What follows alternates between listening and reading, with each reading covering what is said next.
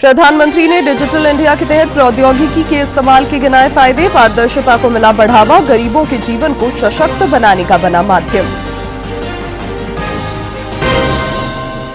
केंद्र सरकार के सेवा और सुशासन के 11 वर्ष पूरे होने पर केंद्रीय मंत्री अन्नपूर्णा देवी धनबाद में, रक्षा राज्य मंत्री संजय सेठ रामगढ़ में गिनाएंगे उपलब्धियां। शिक्षा मंत्री रामदास सोरेन ने स्कूलों में मूलभूत सुविधाओं पर दिया बल। स्वास्थ्य मंत्री इरफान अंसारी ने की विभागीय समीक्षा, गांव-गांव तक स्वास्थ्य सुविधाएं पहुंचाने का निर्देश। और राज्य में मॉनसून का लंबा होता इंतजार, देश में अगले सप्ताह इसमें तेजी आने की संभावना। राज्य में फिलहाल प्री मॉनसून बारिश जारी, तापमान में थोड़ी कमी के आसार।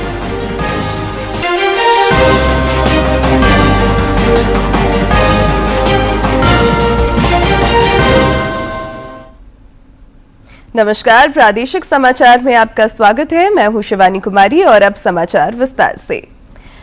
प्रधानमंत्री नरेंद्र मोदी के कुशल नेतृत्व और निर्देशन में पिछले 11 वर्षों में देश में गरीब कल्याण के क्षेत्र में अनेक कार्य हुए हैं। सेवा और सुशासन के क्षेत्र में डिजिटल इंडिया ने महत्वपूर्ण भूमिका निभाई है। प्रधानमंत्री ने कहा है कि प्रौद्योगिकी की शक्ति से लोगों को अनगिनत लाभ मिले हैं। इससे सेवा वितरण और पारदर्शिता को बढ़ावा मिला है। साथ ही यह सबसे गरीब लोगों के जीवन को सशक्त बनाने का एक साधन भी बन गई है। युवाओं की बदौलत भारत में नवाचार और तकनीक के प्रयोग में उल्लेखनीय प्रगति हो रही है, जो आत्मनिर्भर बनने और वैश्विक तकनीकी महाशक्ति बनने के देश के प्रयासों को संबल प्रदान कर रहा है।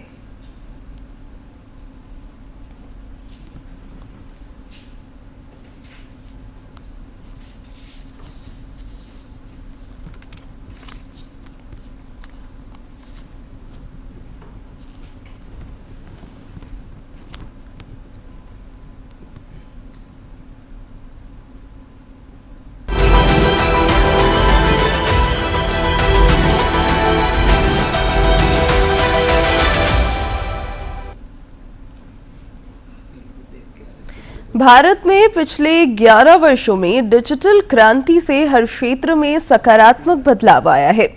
यूपीआई से लेन देन तो बढ़ा ही है, व्यापार को भी इससे नई गति मिली है।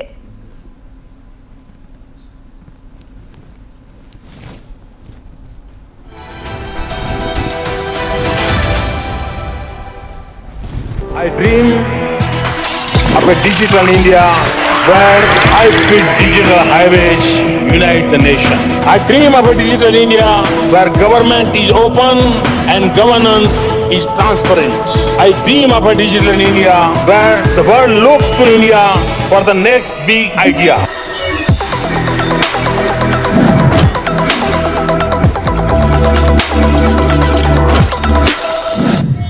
भारत ने बीते 10 वर्षों में तकनीक के क्षेत्र में क्रांतिकारी छलांग लगाई है। अब हम उपभोक्ता नहीं, नवाचार के निर्माता भी है। भारतवर्ष 2014 में एक ऐसे मोड़ पर खड़ा था जो सपनों और संभावनाओं से भरा था। एक ऐसे मजबूत राष्ट्र की ओर अग्रसर था जिसे तेज गति, शीघ्र विस्तार और स्मार्ट समाधान चाहिए थे। पिछले एक दशक में प्रधानमंत्री नरेंद्र मोदी के नेतृत्व में भारत ने डिजिटल क्रांति के क्षेत्र में अद्भुत परिवर्तन करके दुनिया के सामने मिसाल पेश की है। मोदी सरकार के लिए यह सिर्फ राजनीतिक नहीं बल्कि वैज्ञानिक परिवर्तन की यात्रा थी। एक आत्मनिर्भर नवाचार से प्रेरित भारत का सपना था, जो केवल पीछे नहीं चलता बल्कि विज्ञान में विश्व का नेतृत्व करता है।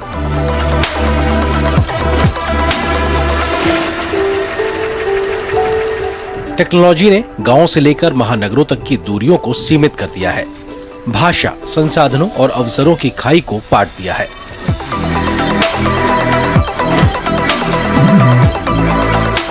देश में 2015 में डिजिटल इंडिया मिशन की शुरुआत हुई। ये एक ऐसी क्रांतिकारी पहल थी जिसमें 1.7 लाख से अधिक ग्राम पंचायतों को ऑप्टिकल फाइबर केबल से जोड़ दिया, जिससे ग्रामीण अर्थव्यवस्था को डिजिटल सामर्थ्य मिला। इंडिया स्टैक, जिसमें आधार, यूपीआई, डिजी लॉकर जैसी सेवाएं शामिल हैं। दुनिया आज इस मॉडल को अपना रही है। डायरेक्ट बेनिफिट ट्रांसफर यानी डीबीटी आधार से ही संभव हो सका, जिससे बिचौलियों से मुक्ति मिली और सरकार की कई लाख करोड़ रुपए की बचत हुई। फिर आया यूपीआई। 2016 में शुरू हुआ unified payments interface fintech innovation में एक वैश्विक केस स्टडी बन गया है। चाय बेचने वाले से लेकर टेक स्टार्टअप तक यूपीआई से हर महीने 10 अरब रुपए से ज्यादा ट्रांजैक्शन हो रहा है। कोई वॉलेट नहीं, कोई कैश नहीं, बस एक स्मार्टफोन की जरूरत। डिजिटल पब्लिक इंफ्रास्ट्रक्चर हमारा है और digital payment system, unified payment interface की टेक्नोलॉजी जो विकसित की गई और जिसका इतने व्यापक तौर पर जिसका उपयोग डिजिटल ट्रांजैक्शंस में आज हमारे देश में हो रहा है, ये पूरे दुनिया के लिए एक मिसाल की तरह बन गया है। क्योंकि दूसरे किसी भी देश में, चाहे वो विकसित देश अमेरिका हो या कोई दूसरे देश हो, उनमें डिजिटल पेमेंट्स मोबाइल फ़ोन के जरिए इतनी सरलता से नहीं हो रहा है जितना हमारे देश में हो रहा है। देश के राष्ट्रीय मिशन हमारे तकनीकी भविष्य को आकार दे रहे हैं। 6000 करोड़ रुपए से अधिक के वित्त पोषण के साथ शुरू किए गए राष्ट्रीय क्वांटम मिशन ने 4 विषयगत केंद्र स्थापित किए हैं। IISc बेंगलुरु में क्वांटम कंप्यूटिंग से लेकर IIT बॉम्बे में सेंसिंग तकनीक तक। क्वांटम केवल सिद्धांत नहीं, ये अब 152 शोधकर्ताओं, 43 संस्थाओं का एक राष्ट्रव्यापी पारिस्थितिकी तंत्र है। सेमीकंडक्टर और इलेक्ट्रॉनिक्स के क्षेत्र में भारत हब बनने जा रहा है। PLI योजना के तहत 76,000 करोड़ रुपए के सेमीकंडक्टर मिशन के साथ भारत का लक्ष्य चिप बनाने में आत्मनिर्भर बनना है। राष्ट्रीय सुपर कंप्यूटिंग मिशन ने MIT के साथ मिलकर उच्च प्रदर्शन वाली कंप्यूटिंग में क्रांति ला दी है। 7 पेटाफ्लॉप मशीनों सहित 28 सिस्टम अब ऑनलाइन है। सुपर कंप्यूटर भारत की सबसे बड़ी चुनौतियों का समाधान कर रहे हैं। तेल की खोज से लेकर दवा की खोज तक, बाढ़ की पूर्व चेतावनी से लेकर जलवायु मॉडलिंग तक, ये नवाचार केवल सफलता नहीं है, वे एक स्मार्ट, समावेशी और सुरक्षित भारत की नींव है।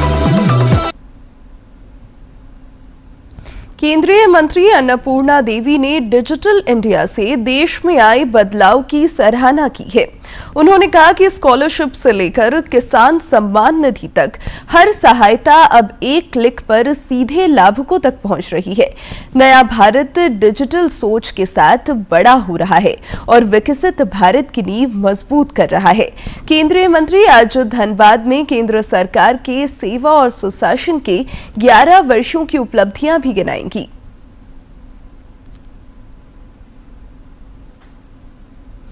रक्षा राज्य मंत्री संजय सेठ आज रांची और रामगढ़ में प्रेस वार्ता आयोजित कर केंद्र सरकार के 11 वर्ष की उपलब्धियां बताएंगे।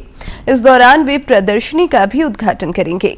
रामगढ़ लायंस क्लब में इस सिलसिले में प्रोफेशनल मीट का भी आयोजन होगा। श्री सेठ रांची में महानगर भाजपा कार्यालय में केंद्र सरकार की उपलब्धियों को दर्शाती एक प्रदर्शनी का भी उद्घाटन करेंगे।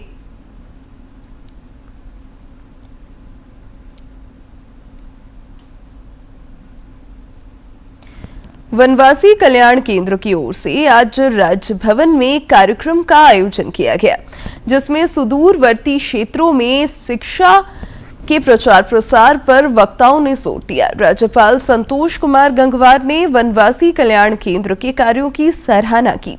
यह संस्था सुदूरवर्ती गांव में शिक्षण संस्थानों का संचालन कर गांव के बच्चों का भविष्य निर्माण कर रही है। सुमन रमेश तुलसियानी चैरिटेबल ट्रस्ट मुंबई की ओर से वनवासी कल्याण केंद्र को 2 बसें उपलब्ध कराई गई हैं, जिसकी राज्यपाल ने प्रशंसा की।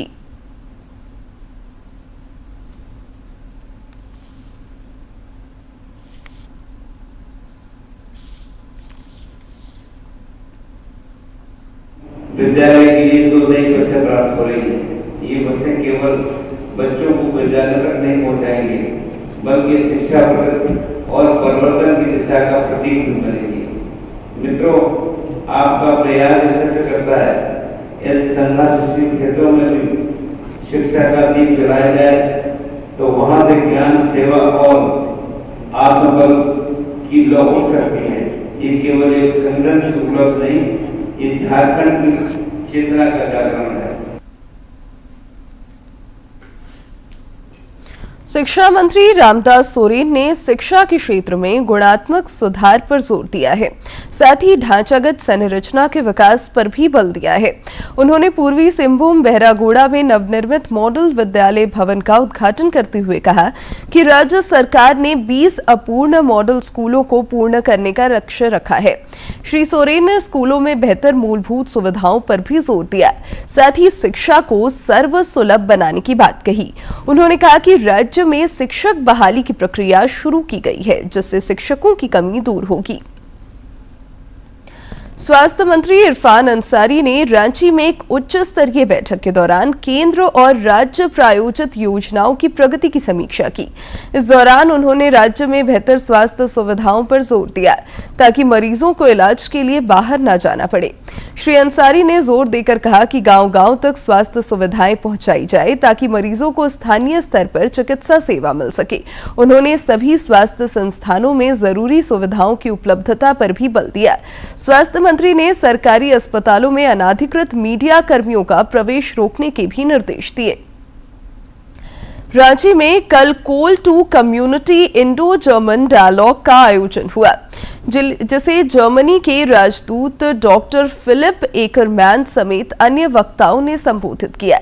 जर्मनी के राजदूत ने कहा कि झारखंड में कोयले का बड़ा भंडार मौजूद है, लेकिन ग्रीन ऊर्जा समय की मांग है।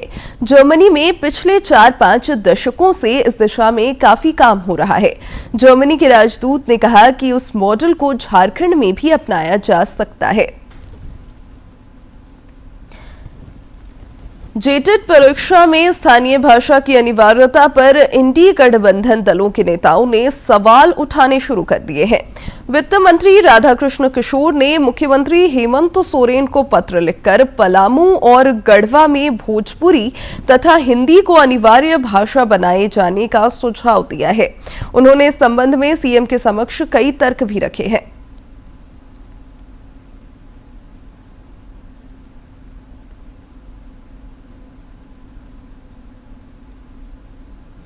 आजसू पार्टी के अध्यक्ष सुदेश कुमार महतो ने पार्टी संगठन की मजबूती और विस्तार की कवायद तेज कर दी है। वे आज देवघर में संताल परगना के प्रमुख नेताओं के साथ बैठक करेंगे। इस बैठक में संताल परगना के सभी 6 जिलों के पदाधिकारियों को बुलाया गया है।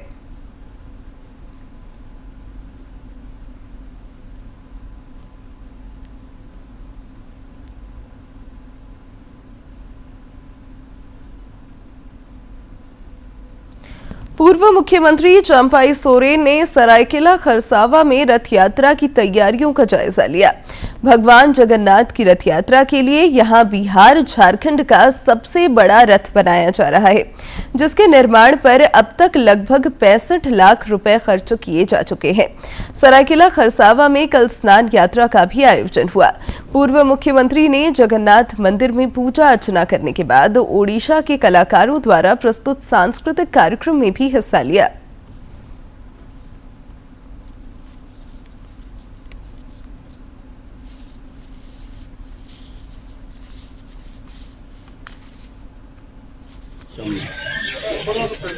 उसी सोच करके ही हम हर जगह इसे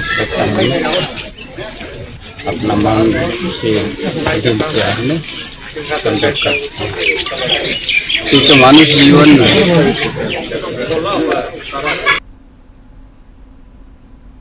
भ्रष्टाचार निरोधक ब्यूरो एसीबी ने शराब घोटाला मामले की जांच तेज कर दी है।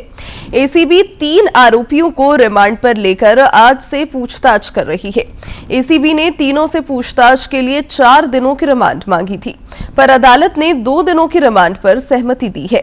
इधर शराब घोटाला मामले में निलंबित आईएएस विनय चौबे के करीबी विनय कुमार सिंह के खिलाफ अदालत ने गिरफ्तारी वारंट भी जारी किया है।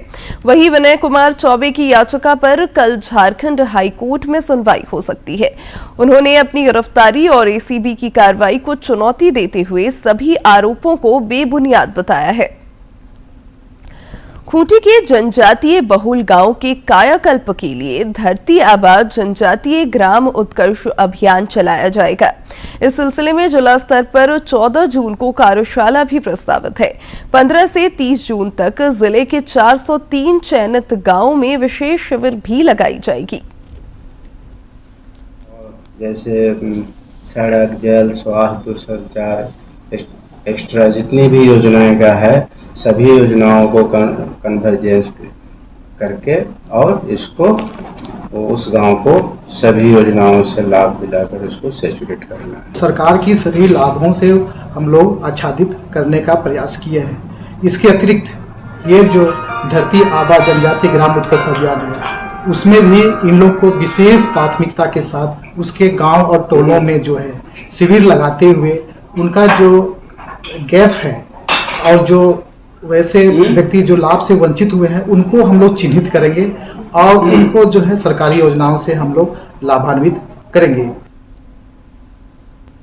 केंद्रीय मंत्री अन्नपूर्णा देवी ने डिजिटल इंडिया से देश में आए बदलाव की सराहना की है। उन्होंने कहा कि स्कॉलरशिप से लेकर किसान सम्मान निधि तक हर सहायता अब एक क्लिक पर सीधे लाभुकों तक पहुंच रही है। नया भारत डिजिटल सोच के साथ बड़ा हो रहा है और विकसित भारत की नींव मजबूत कर रहा है। केंद्रीय मंत्री आज धनबाद में केंद्र सरकार के सेवा और सुशासन के 11 वर्षों की उपलब्धियां भी गिनाएंगी।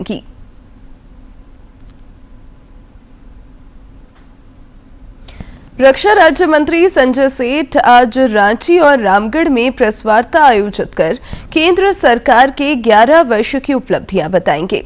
इस दौरान वे प्रदर्शनी का भी उद्घाटन करेंगे। रामगढ़ लायंस क्लब में इस सिलसिले में प्रोफेशनल मीट का भी आयोजन होगा। श्री सेठ रांची में महानगर भाजपा कार्यालय में केंद्र सरकार की उपलब्धियों को दर्शाती एक प्रदर्शनी का भी उद्घाटन करेंगे।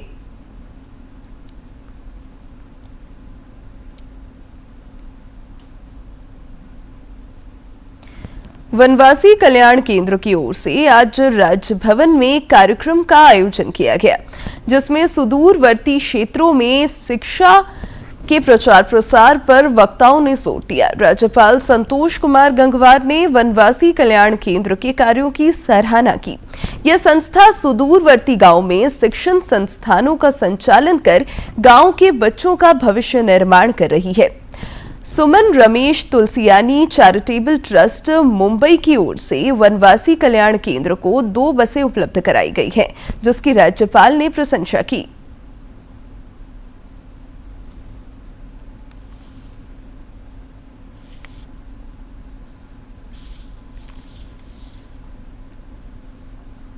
विद्यालय के लिए 2 नई बसें प्राप्त हो रही हैं। ये बसें केवल बच्चों को विद्यालय तक नहीं पहुंचाएंगे, बल्कि शिक्षा और परिवर्तन की दिशा का प्रतीक भी बनेगी।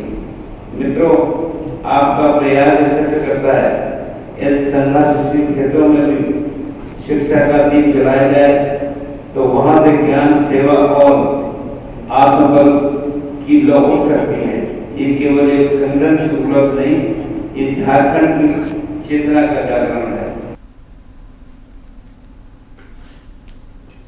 शिक्षा मंत्री रामदास सोरेन ने शिक्षा के क्षेत्र में गुणात्मक सुधार पर जोर दिया है, साथ ही ढांचागत संरचना के विकास पर भी बल दिया है। उन्होंने पूर्वी सिंहभूम बहरागोड़ा में नवनिर्मित मॉडल विद्यालय भवन का उद्घाटन करते हुए कहा कि राज्य सरकार ने 20 अपूर्ण मॉडल स्कूलों को पूर्ण करने का लक्ष्य रखा है। श्री सोरेन ने स्कूलों में बेहतर मूलभूत सुविधाओं पर भी जोर दिया, साथ ही शिक्षा को सर्वसुलभ बनाने की बात कही। उन्होंने कहा कि राज्य में शिक्षक बहाली की प्रक्रिया शुरू की गई है, जिससे शिक्षकों की कमी दूर होगी। स्वास्थ्य मंत्री इरफान अंसारी ने रांची में एक उच्च स्तरीय बैठक के दौरान केंद्र और राज्य प्रायोजित योजनाओं की प्रगति की समीक्षा की। इस दौरान उन्होंने राज्य में बेहतर स्वास्थ्य सुविधाओं पर जोर दिया ताकि मरीजों को इलाज के लिए बाहर न जाना पड़े। श्री अंसारी ने जोर देकर कहा कि गांव-गांव तक स्वास्थ्य सुविधाएं पहुंचाई जाए ताकि मरीजों को स्थानीय स्तर पर चिकित्सा सेवा मिल सके। उन्होंने सभी स्वास्थ्य संस्थानों में जरूरी सुविधाओं की उपलब्धता पर भी बल दिया। स्वास्थ्य मंत्री ने सरकारी अस्पतालों में अनाधिकृत मीडिया कर्मियों का प्रवेश रोकने के भी निर्देश दिए। रांची में कल call to community Indo German dialogue का आयोजन हुआ, जिसे जर्मनी के राजदूत डॉक्टर फिलिप एकरमैन समेत अन्य वक्ताओं ने संबोधित किया। जर्मनी के राजदूत ने कहा कि झारखंड में कोयले का बड़ा भंडार मौजूद है, लेकिन ग्रीन ऊर्जा समय की मांग है। जर्मनी में पिछले 4-5 दशकों से इस दिशा में काफी काम हो रहा है। जर्मनी के राजदूत ने कहा कि उस मॉडल को झारखंड में भी अपनाया जा सकता है। जेटेट परीक्षा में स्थानीय भाषा की अनिवार्यता पर इंडी गठबंधन दलों के नेताओं ने सवाल उठाने शुरू कर दिए हैं। वित्त मंत्री राधाकृष्ण किशोर ने मुख्यमंत्री हेमंत सोरेन को पत्र लिखकर पलामू और गढ़वा में भोजपुरी तथा हिंदी को अनिवार्य भाषा बनाए जाने का सुझाव दिया है। उन्होंने इस संबंध में सीएम के समक्ष कई तर्क भी रखे हैं।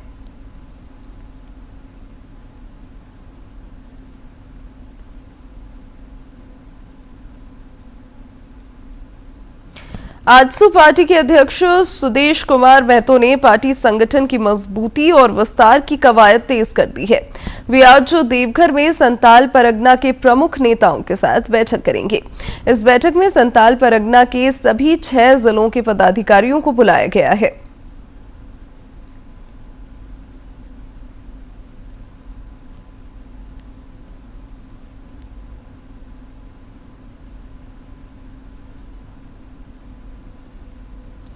पूर्व मुख्यमंत्री चंपाई सोरेन ने सरायकेला खरसावा में रथ यात्रा की तैयारियों का जायजा लिया। भगवान जगन्नाथ की रथ यात्रा के लिए यहां बिहार झारखंड का सबसे बड़ा रथ बनाया जा रहा है, जिसके निर्माण पर अब तक लगभग 65 लाख रुपए खर्च किए जा चुके हैं। सरायकेला खरसावा में कल स्नान यात्रा का भी आयोजन हुआ। पूर्व मुख्यमंत्री ने जगन्नाथ मंदिर में पूजा अर्चना करने के बाद ओडिशा के कलाकारों द्वारा प्रस्तुत सांस्कृतिक कार्यक्रम में भी हिस्सा लिया।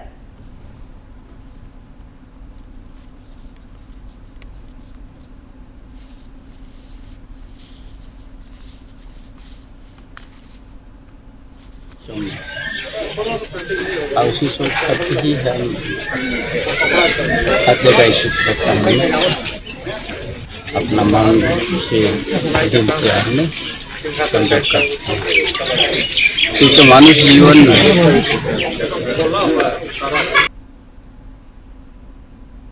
भ्रष्टाचार निरोधक ब्यूरो एसीबी ने शराब घोटाला मामले की जांच तेज कर दी है। एसीबी 3 आरोपियों को रिमांड पर लेकर आज से पूछताछ कर रही है। एसीबी ने तीनों से पूछताछ के लिए 4 दिनों की रिमांड मांगी थी, पर अदालत ने 2 दिनों की रिमांड पर सहमति दी है। इधर शराब घोटाला मामले में निलंबित आईएएस विनय चौबे के करीबी विनय कुमार सिंह के खिलाफ अदालत ने गिरफ्तारी वारंट भी जारी किया है। वहीं विनय कुमार चौबे की याचिका पर कल झारखंड हाईकोर्ट में सुनवाई हो सकती है। उन्होंने अपनी गिरफ्तारी और एसीबी की कार्रवाई को चुनौती देते हुए सभी आरोपों को बेबुनियाद बताया है। खूंटी के जनजातीय बहुल गांव के कायाकल्प के लिए धरती आबा जनजातीय ग्राम उत्कर्ष अभियान चलाया जाएगा। इस सिलसिले में जिला स्तर पर 14 जून को कार्यशाला भी प्रस्तावित है। 15 से 30 जून तक जिले के 403 चयनित गांवों में विशेष शिविर भी लगाई जाएगी। जैसे सड़क, जल, स्वास्थ्य, दूरसंचार, एक्स्ट्रा जितनी भी योजनाएं का है, सभी योजनाओं को कन्वर्जेंस करके और इसको उस गांव को सभी योजनाओं से लाभ दिलाकर उसको सैचुरेट करना है। सरकार की सभी लाभों से हम लोग आच्छादित करने का प्रयास किए हैं। इसके अतिरिक्त ये जो धरती आबा जनजातीय ग्राम उत्कर्ष अभियान है, उसमें भी इन लोग को विशेष प्राथमिकता के साथ उसके गांव और टोलों में जो है शिविर लगाते हुए उनका जो गैप है और जो वैसे व्यक्ति जो लाभ से वंचित हुए हैं उनको हम लोग चिन्हित करेंगे और उनको जो है सरकारी योजनाओं से हम लोग लाभान्वित करेंगे।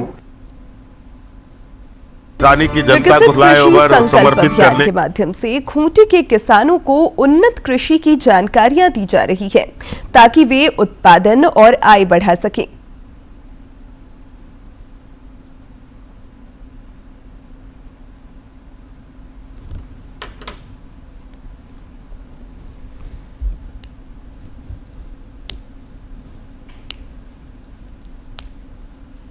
कृषि आधारित खूंटी जिला में वैज्ञानिकों ने विभिन्न गांवों का भ्रमण कर विकसित कृषि संकल्प अभियान के तहत किसानों को आम, बागवानी समेत अन्य फलदार पौधों के बेहतर प्रबंधन की जानकारियां दी। किसानों को बताया गया कि 15-15 दिन में आम पौधे की सिंचाई की जाती है और प्रत्येक 6 माह में खाद का प्रयोग आवश्यक है। पौधे के जड़ों के पास खरपतवार नहीं होना चाहिए। लोग अपना जो अनाज है, जो उत्पाद है, वहाँ लेके जा सकते हैं। वहाँ पे साफ सफाई करके उसको प्रोसेस करके बेचेंगे तो उसका अच्छा लाभ होगा। जैसे मैं आपको मंडुआ का ही लाभ देती हूँ। मंडुआ हम गोटा अगर साफ करके दें, लोग वैसे ही गोटा मंडुआ ले जाते हैं जिसकी सेल्फ लाइफ ज़्यादा होती है कंपेयर टू अगर हम आटा बनाएंगे। हाट में मैं देखती हूँ आटा बना के ले जाते हैं जो कि ईजी है, लेकिन उसकी जो लाइफ है खुला में रहता है, इसीलिए कम हो जाता है। अगर हम उसको पैकिंग करके दें तो वो ज़्यादा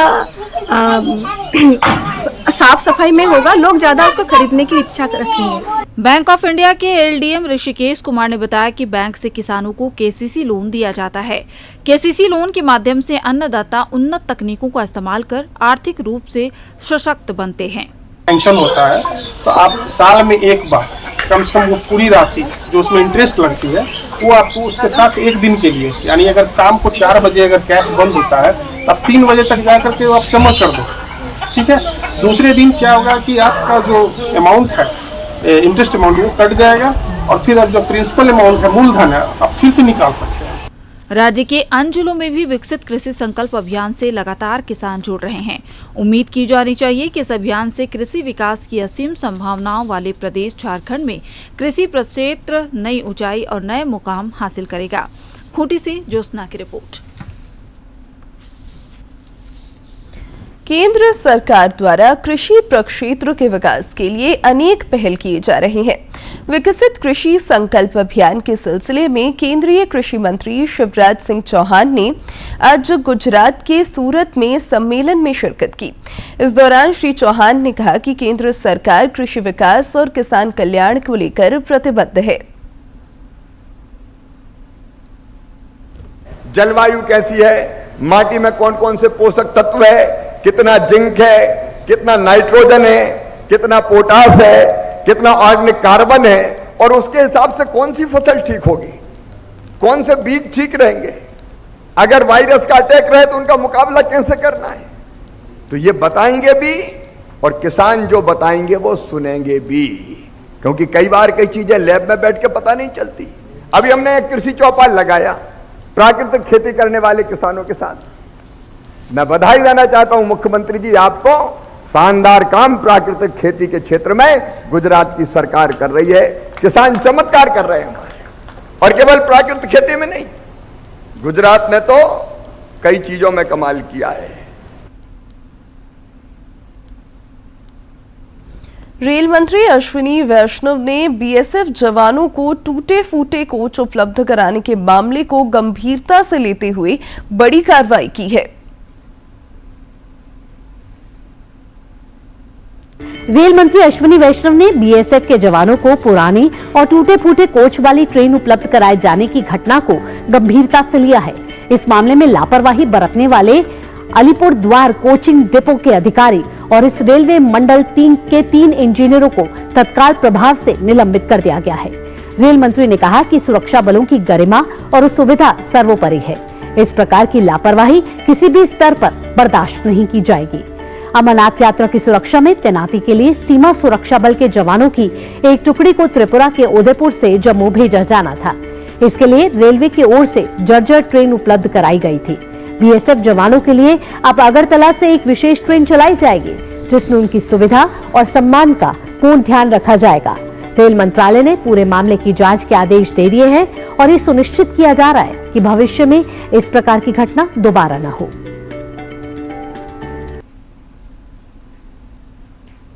दक्षिण पूर्व रेलवे के आद्रा रेल मंडल अंतर्गत विकास कार्यों के लिए ब्लॉक लिया जाएगा। इस कारण कई ट्रेनें प्रभावित रहेंगी। आसनसोल, रांची और आद्रा बरकाकाना मेमू ट्रेन कल रद्द रहेगी। खड़गपुर रांची मेमू एक्सप्रेस का कल आद्रा स्टेशन पर आंशिक समापन होगा। टाटानगर हटिया एक्सप्रेस कल परिवर्तित मार्ग से चलेगी। इधर यात्रियों की अतिरिक्त भीड़ के मद्देनजर रांची गोंडा एक्सप्रेस में आज द्वितीय श्रेणी स्लीपर का एक अतिरिक्त कोच लगाया जाएगा। चेन्नई वाराणसी एक्सप्रेस और रांची आरा एक्सप्रेस में भी एक अतिरिक्त कोच लगेगा।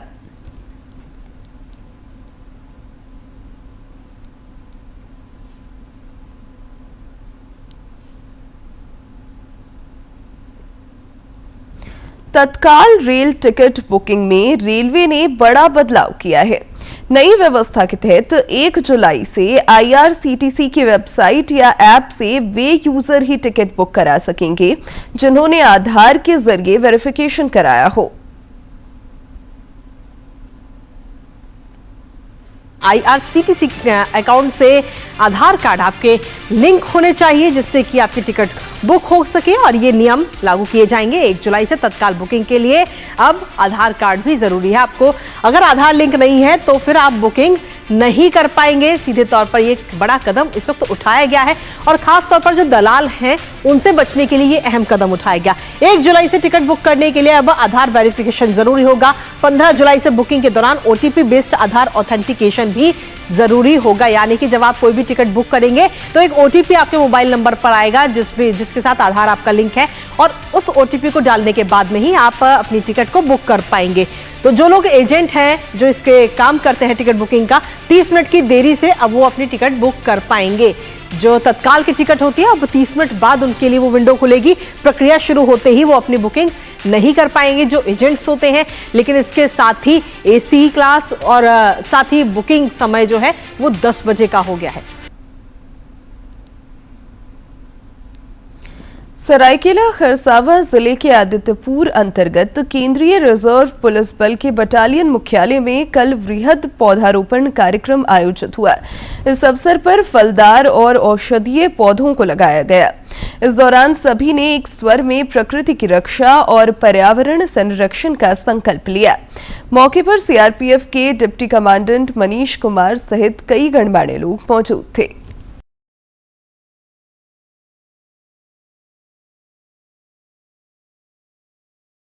यहाँ पर और सुंदर नज़ारा। हम लोग हर साल पौधा 1000 से लेकर 1500 लगाते हैं, जिसमें हमारी कंपनी भी रहती है और उल्कन बल्जर प्रतिनिधि ये फॉरेन की कंपनी है। दोनों मिलकर ज्वाइंट हम लोग का पूरा करते हैं। राज्य में मानसून का इंतजार लंबा होता जा रहा है। पहले 10 से 12 जून तक इसके राज्य में प्रवेश की संभावना जताई जा रही थी, लेकिन अब तक राज्य में मानसून की मेहरबानी नहीं हुई है। मौसम वैज्ञानिकों के अनुसार अगले सप्ताह मानसून के देश में फिर से गति पकड़ने की संभावना है। इधर राज्य के कुछ इलाकों में कल तक हल्की से मध्यम दर्जे की बारिश का पूर्वानुमान है। 17 जून तक कई क्षेत्रों में आंधी और वज्रपात को लेकर चेतावनी भी जारी की गई है।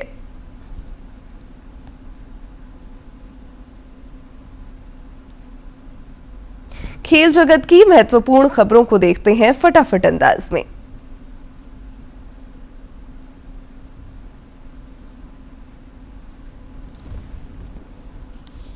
इंडिया की टीम 212 रन पर सिमट गई, जिसके जवाब में दक्षिण अफ्रीका ने स्टंप्स तक 4 विकेट पर 43 रन बनाए हैं। दूसरे दिन का खेल दोपहर 3 बजे से खेला जाएगा।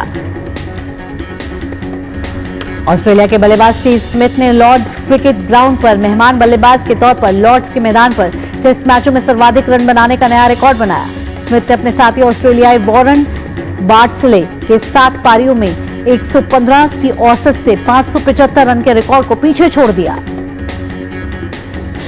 हॉकी प्रो लीग में आज शाम भारतीय पुरुष टीम का मुकाबला अर्जेंटीना से होने वाला है। भारत फिलहाल 11 मैचों से 15 अंक हासिल कर अंक तालिका में चौथे स्थान पर है।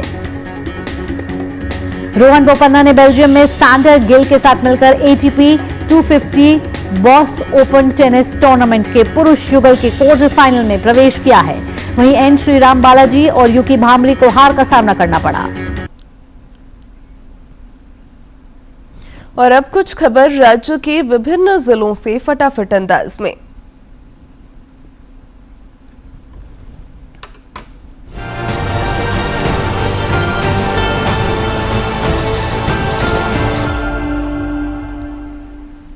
सिमडेगा जिले के बानो प्रखंड भ्रमण के क्रम में उपायुक्त ने तोरपा विधायक की शिकायत के आलोक में बानो प्रखंड स्थित स्टेडियम निर्माण कार्य का निरीक्षण किया। निरीक्षण के दौरान निर्माण कार्य की गुणवत्ता की बारीकी से अवलोकन किया और प्रखंड विकास पदाधिकारी को निर्देश दिया कि वे नियमित रूप से निर्माण कार्य का निरीक्षण कर इसकी गुणवत्ता सुनिश्चित करें। पश्चिमी सिंहभूम के उपायुक्त ने जिले में आगामी अंतर्राष्ट्रीय योग दिवस के अवसर पर चाईबासा पुलिस लाइन केंद्र परिसर में सुबह 7 बजे से आयोजित होने वाले जिला स्तरीय कार्यक्रम के सफल आयोजन के निमित्त संबंधित पदाधिकारियों के साथ बैठक की।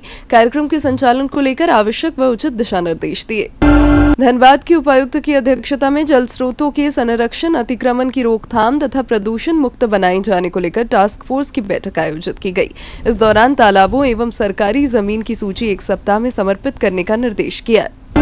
सिमडेगा जिले के भारतीय रेड क्रॉस सोसाइटी इकाई द्वारा बानो प्रखंड के बाड़का डुइल पंचायत अंतर्गत सुदूरवर्ती गांव उत्क्रमित प्राथमिक विद्यालय तोरपा लामगढ़ में 1 दिवसीय स्वास्थ्य शिविर का आयोजन किया गया। इस शिविर का मुख्य उद्देश्य ग्रामीणों को निःशुल्क स्वास्थ्य सेवाएं उपलब्ध कराना था, जहां सामान्यतः स्वास्थ्य सुविधाओं का घोर अभाव है। पलामू की उपायुक्त ने जिला स्तरीय खनन टास्क फोर्स की बैठक कर किए जा रहे कार्यों की बिंदुवार समीक्षा की। साथ ही खनिज, बालू व पत्थर के अवैध खनन, भंडारण और परिवहन को रोकने को लेकर संबंधित अधिकारियों और थाना प्रभारी को आपस में समन्वय स्थापित कर संयुक्त रूप से कार्रवाई करने का निर्देश दिया। खूंटी की उपायुक्त ने जल जीवन मिशन, जल शक्ति अभियान तथा पेयजल एवं स्वच्छता विभाग अंतर्गत संचालित कार्यों की समीक्षा कर आवश्यक दिशा निर्देश दिए। बोकारो जिले में नशा मुक्त झारखंड अभियान के तहत विभिन्न विभागों द्वारा प्रखंडों में जागरूकता कार्यक्रम का आयोजन किया गया। आम लोगों को निषिद्ध मादक पदार्थों के दुरुपयोग को लेकर जागरूक किया गया और शपथ दिलाई गई।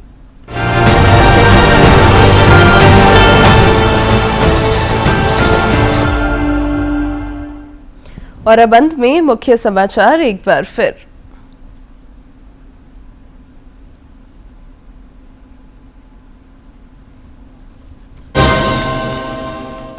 प्रधानमंत्री ने डिजिटल इंडिया के तहत प्रौद्योगिकी के इस्तेमाल के गिनाए फायदे। पारदर्शिता को मिला बढ़ावा, गरीबों के जीवन को सशक्त बनाने का बना माध्यम।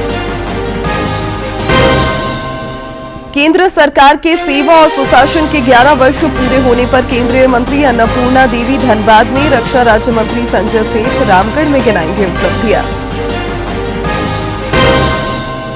शिक्षा मंत्री रामदास सोरेन ने स्कूलों में मूलभूत सुविधाओं पर दिया बल। स्वास्थ्य मंत्री इरफान अंसारी ने की विभागीय समीक्षा, गांव-गांव तक स्वास्थ्य सुविधाएं पहुंचाने के निर्देश। और राज्य में मानसून का लंबा होता इंतजार, देश में अगले सप्ताह इसमें तेजी आने की संभावना। राज्य में फिलहाल प्री मानसून बारिश जारी, तापमान में थोड़ी कमी के आसार।